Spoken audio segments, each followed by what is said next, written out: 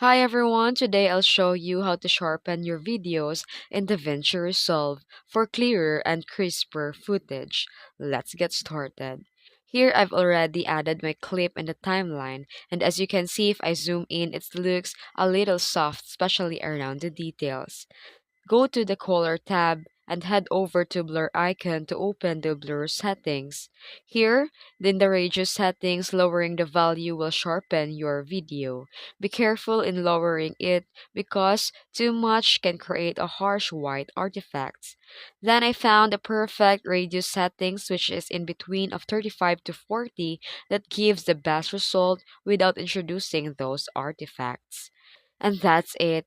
With just a simple few steps, you can make your footage sharper and more professional looking. If this video helped you a lot, don't forget to like, subscribe, and comment for more tips.